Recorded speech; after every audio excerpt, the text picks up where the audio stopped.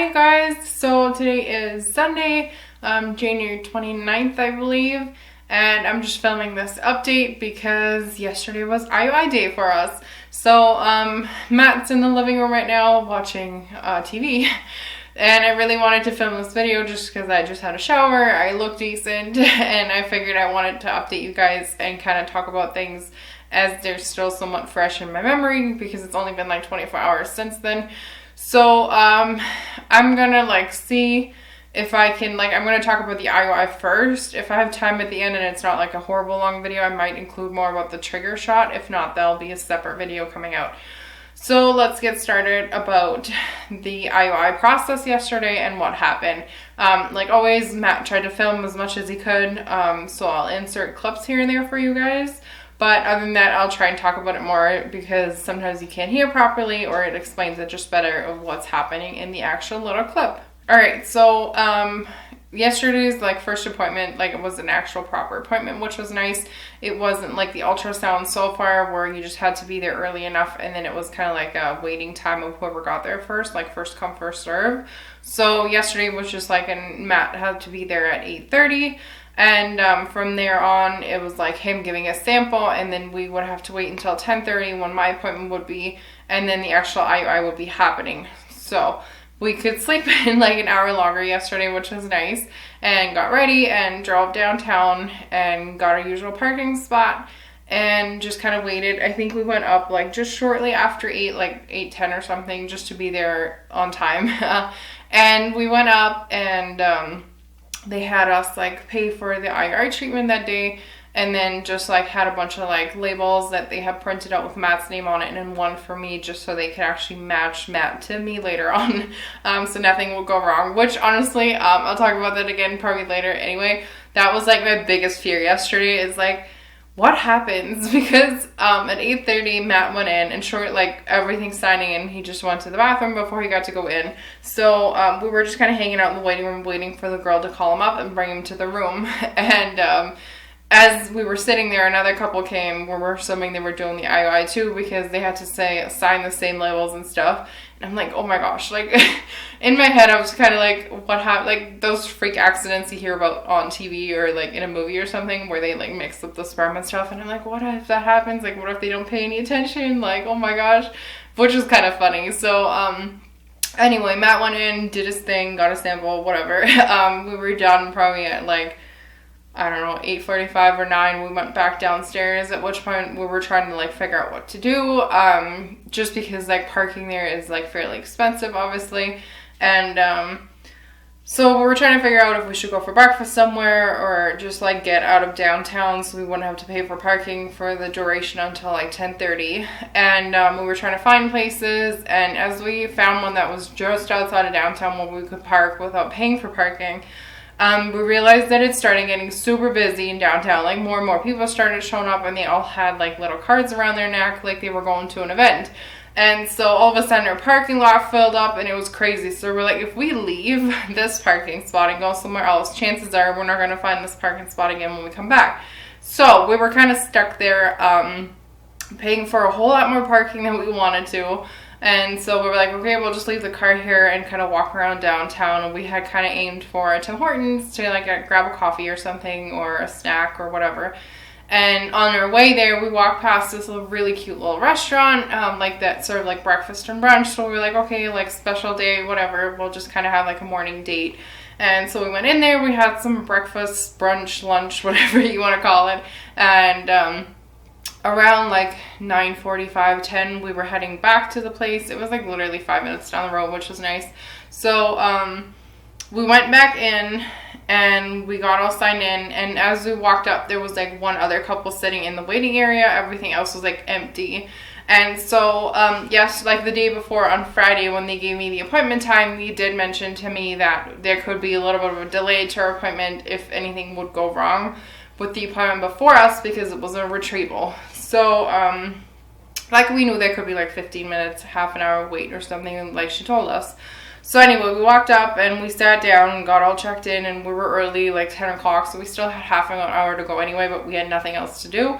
So from there on out, we were just kind of sitting around waiting, and it was yeah, it was nerve-wracking sitting there, but Matt and I were like laughing, watching like videos on our phones and stuff, and then another couple came up, and they kind of sat with the other couple. They seemed to know each other, and then the like 10:30 came around. They still didn't call the first couple up, like they didn't call us up, like it was crazy.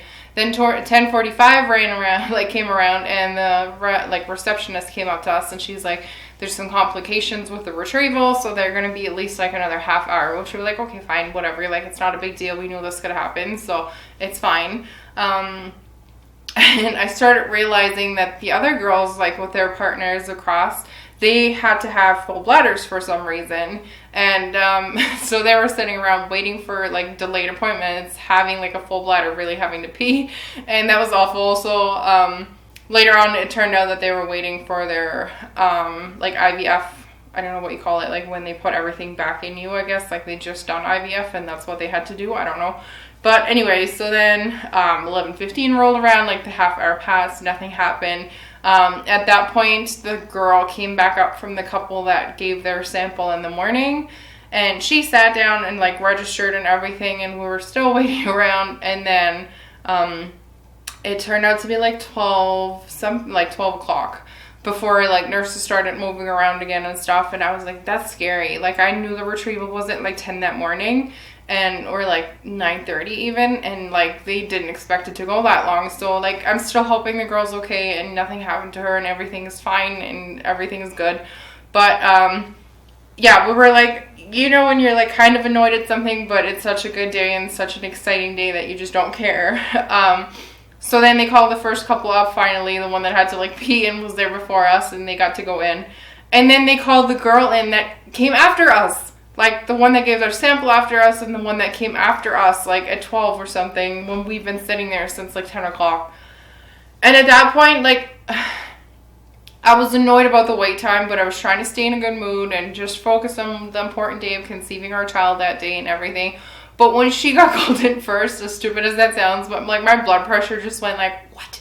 Like I was literally like 80 degrees turn of like, now I'm pissed off. Now this whole day, like I just wanted to like get so mad. And Matt had to like calm me down. He was like, it's still a good day, whatever. Like we don't understand why she got called in first.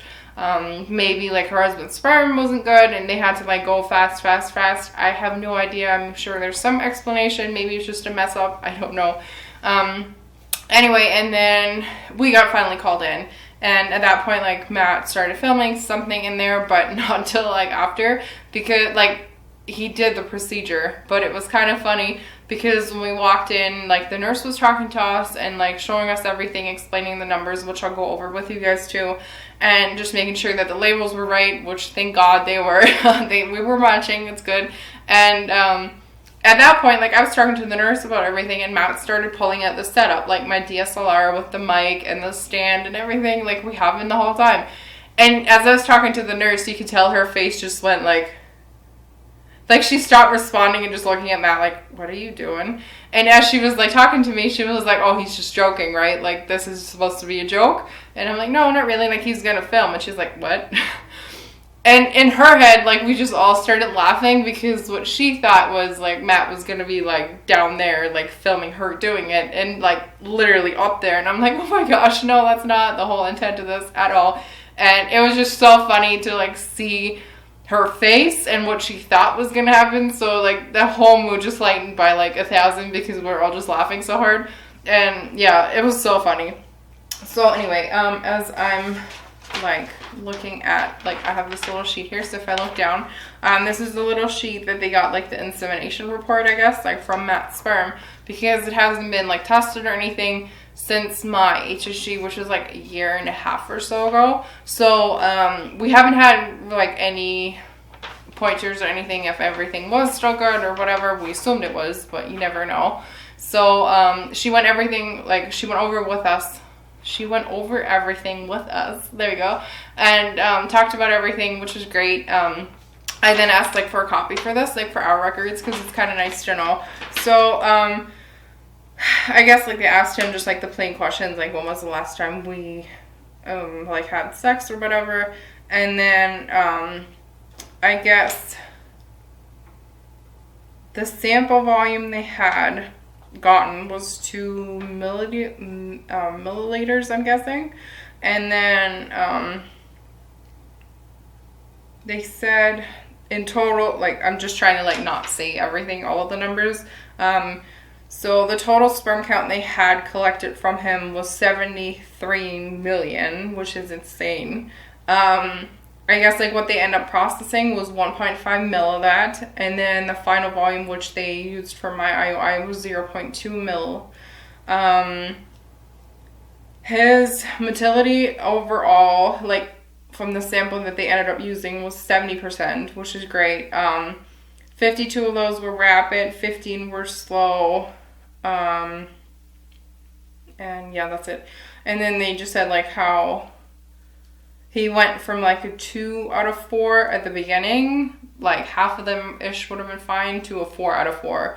And the total sperm that got used, like the total sperm count, was like 11.3 million, which is insane. I was like, well, first I didn't know. I was like, are those good numbers? Are those bad numbers? Like, that doesn't seem like a lot, going from 73 only down to like 11 and, well, almost 12. And she was like, no, like, that's insane, because usually like they struggle to find like 5 or 6 million is usually what they look for. Anything less is almost like a canceled like IUI cycle, and like we're over double of what they wanted. So she said that's really good, which is exciting. Matt was truly relieved hearing that. And yeah, so I guess Matt can insert a clip. The first part of the clip that's going to come like now after I talk about this, I finish the sentence. What she basically did is like she used the little clamp to try and grab my cervix, but she said my cervix was so high up, which you'll hopefully hear in the video too. Like the regular clamp that she wanted to use was so painful. Like I don't remember pap smear ever being that painful. Like the speculum or whatever just hurt like crazy, so bad. Like you could tell she could barely grab it, and that's what she ended up saying too, is like she could grab it, but it was like barely, and I think that's what was hurting me. So she like ended up like stopping that part and grabbed a bigger one. That's when the second video will start. And with that one, it was uncomfortable, but it didn't hurt. And then I didn't even know that she was already doing stuff. I thought she was still prepping stuff, and all of a sudden she's like, yep, all done, everything went great. So I'll insert those clips now so that you guys can be part of the experience.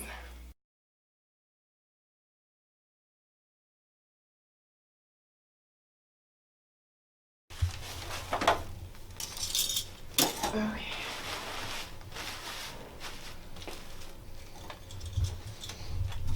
So it's just me putting the speculum in first, and your legs as far apart as you can comfortably, okay? Okay. Okay, thanks.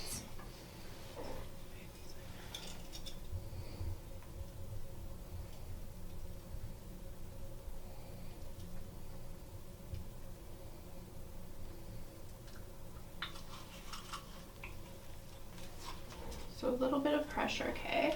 Okay.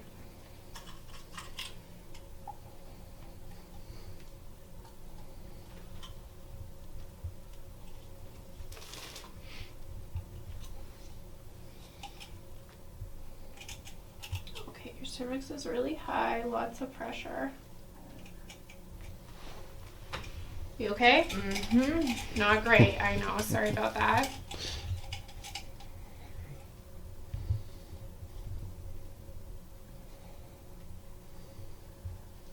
You know what I'm going to do?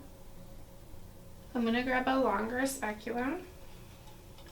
Only because I can grab your cervix, but just barely, and I don't want it to slip out while I'm doing the IUI, okay? Okay. Sorry about that. That's okay.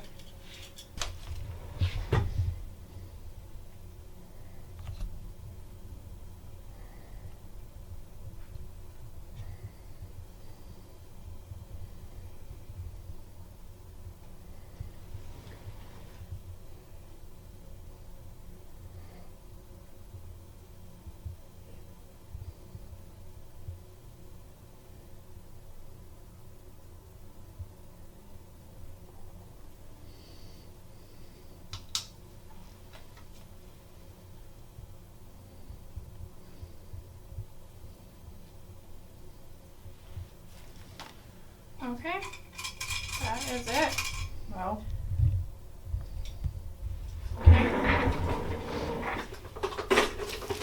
So yay for that. Hopefully, like, I think I laid there for like about 5 minutes or so after, just to kind of relax. The goal for now, I guess, is just to wait like a week. I think I have to go back next Saturday. Not back, but I have to get some blood work done for them to check my progesterone and my TSH for my thyroid. And then from there on, it's like another week until the official like blood work. And then again 2 days later. So I think it's like the 4th that I have to go in for the progesterone and TSH. And then the 11th is official like HCG testing. And then again on the 13th, just to double check. First of all, if there is any growth, if like a doubling or whatever, or if it didn't catch on that soon, if it catches on later.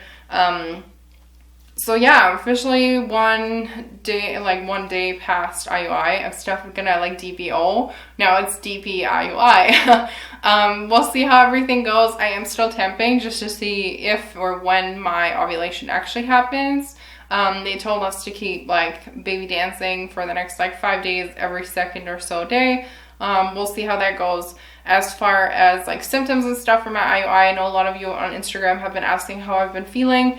In regards to the trigger, like I said, I'll get into that in another video, because I think a lot of people like to watch those videos and see like how the trigger was and stuff. So I'll talk about that in another video. And in regards to the IUI, honestly, like after, I just felt a little bit of like cramping here and there, but like 5 minutes passed, and by the time we got down to the building, I could feel a lot of cramping.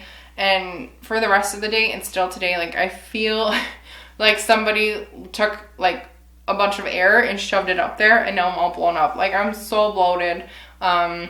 It's quite uncomfortable and like crampy here and there, but like hopefully it's all for like good reasons. Trying to take it easy, nothing like crazy planned, just kind of laying around, nothing like crazy activities or anything happening, which is good. Last night was quite like, we got home and my parents were over. We kind of barbecued and just hung out for the day. And by the end of it, I was quite tired and like exhausted. So we went to bed at like 9, and we stayed in bed until 9 this morning. So last night, like when I went to bed, there was a lot of pressure and it was like really uncomfortable. And then this morning, like I think it was Bailey or Abby, somebody was like almost pushing on my belly. And I was like, oh my gosh. Like I felt like something was going to pop. That's how blown up I am. And, yeah, we'll see how everything keeps going. I do plan to like update you guys on more symptoms and stuff, because I think for you, if you're planning to do a future IUI, or if you're in an IUI cycle right now, or if you just want to compare your symptoms to mine, it's nice for you guys to see, and also for me to look back to see how every like day or every second day or whatever was like with the IUI. So yeah, we'll see. I am testing out the trigger shot, just because it, like obviously I want to see when it's actually gone and if there is a line getting darker again. So far I think I've done like the first day, I've done a couple, just because like I loved seeing the progression. I've never seen like a WANFO pregnancy test that dark, which is really exciting for me. I want to say they're already starting to get a little bit lighter, but nothing crazy. So it'll definitely take like probably like 10 to 14 days for sure for it to be gone. But we'll see. Hopefully we'll catch it getting darker again. And I'll update you guys maybe even like when I do the trigger shot also on the lines, which will probably be a cool video, which I might film tomorrow or something. We'll see how this week goes and how I'm feeling. But thank you guys for all the love and support. We really appreciate it. We wouldn't be here where we are today trying this without you guys. So from like the bottom of my heart, and I'm sure Matt's hearts too, we're so grateful to have you guys. This community has been like the reason we still are here and haven't given up, and for that we're forever grateful. So thank you guys so much for watching, and I'll update you guys really soon with more IUI like 2-week wait stories. So talk to you guys soon. Bye.